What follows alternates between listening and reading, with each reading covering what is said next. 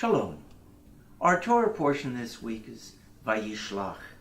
Let's take a look at Genesis chapter 32, verses 23 through 28. Now Jacob was left alone, and a man wrestled with him until the rise of dawn.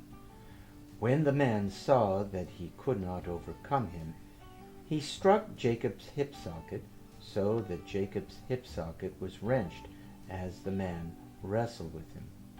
Then he said, "Let me go, dawn is breaking." But Jacob said, "I will not let you go unless you bless me." The other said to him, "What is your name?" And he said, "Jacob." "No more shall you be called Jacob, but Israel," said the other, "for you have struggled with God and with human beings, and you have prevailed."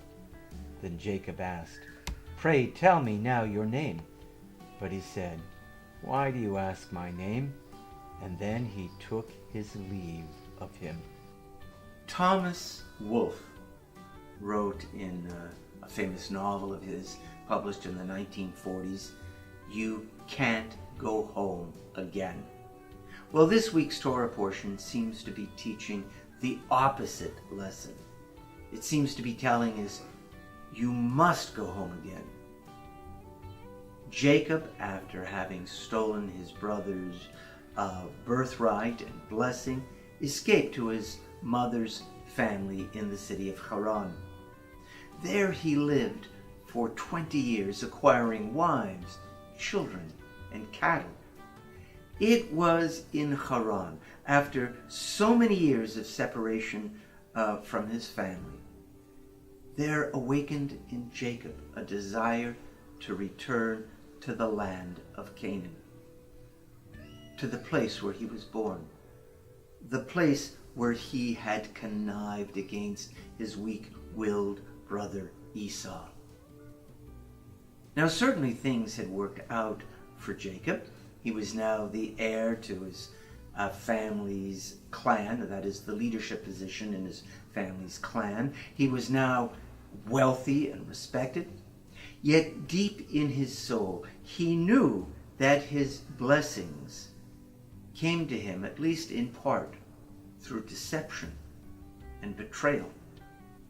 And now, as a mature, middle-aged man, he knew that he would never be whole, at least in a spiritual sense, until he made amends to his brother whom he had wronged so many years before. Now, we know that the past can imprison us. We know how our families of origin can trap us in time warps. We can't change the past, but we can revisit the past. We can put the past into new perspectives, and we can at least attempt to make amends to people whom we have wronged. This is precisely what Jacob did in this story. He wrestles with a man. Some say this man was actually God. Some say it was Esau. Some say it was Jacob wrestling with his own conscience. The important thing here is Jacob was confronting who he was in his earlier years and who he had become in the interim. He revisited the past in order to be free from the past, in order to be free to move on in his life.